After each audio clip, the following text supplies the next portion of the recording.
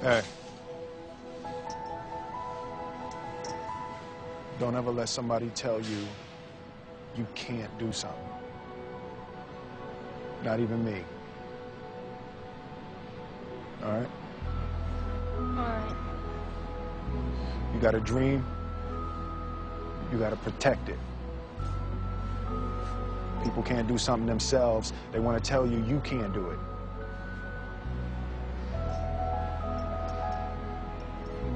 You want something, go get it. Period.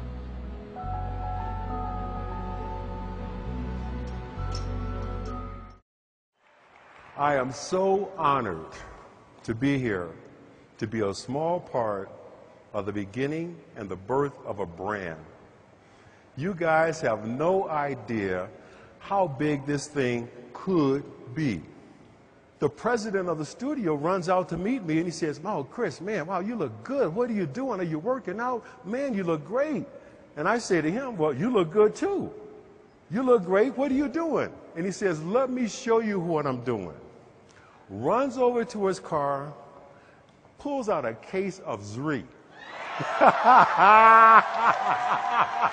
Is that wild? I wanted to become world class at something. I just had to find out what that something was going to be. And the very first time I walked into a Wall Street trading room, I knew this is it. The ticker tape is rolling, the phones are ringing off the hook, people are screaming and shouting out orders, bodies are flying all over the place, tickets are getting stamped, and what looked like chaos to anybody else, for me, it was like reading a sheet of music, and I knew this is where I'm supposed to be.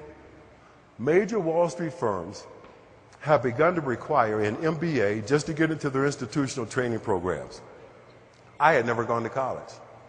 Didn't mean I wasn't smart, didn't mean I wasn't bright, I just didn't have a college degree.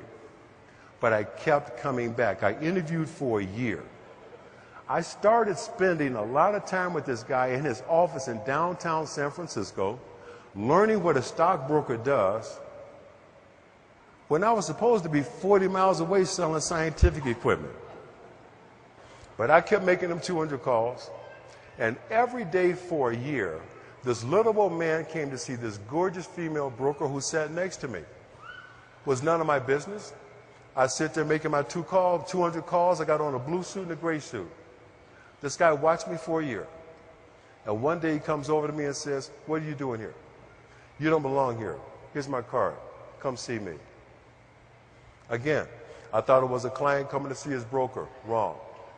That little old man, turns out, was the managing general partner for Bear Stearns in San Francisco, and he was coming to see his girlfriend. But I go see this guy, and he tells me the story of this place called Bear Stearns. Tells me how the firm was built by entrepreneurs with a strong work ethic. And he says to me, "If you come over here, I will make you a star." In preparation for this meeting, I'm real clear. Keep the focus on performance, added value, and the wealth you created in the portfolio. That's it. This is the story of every father who ever had to be a mother, every mother who ever had to be a father, and everybody who ever had a dream and wouldn't quit. This ain't even about you. But the most important thing I've ever done in my life is to have broken the cycle of men who are not there for their children. That is absolutely the most important thing I've ever done or will ever do. Because I raised a young man who finally at 27 gets it, the most important thing about being a man is being responsible. Because I raised a young woman who understands how a man should treat her, respect her, and deal with her, I'm going to have influence on generations of my offspring that I probably will never meet. But because I broke that cycle here, that's going to be my ultimate contribution, not just to my family, my community, our country, but the world. Thank you, ZRII, for having me here. It's been an absolute blast. Thank you, my man. Thank you. God bless you. Thank you so much.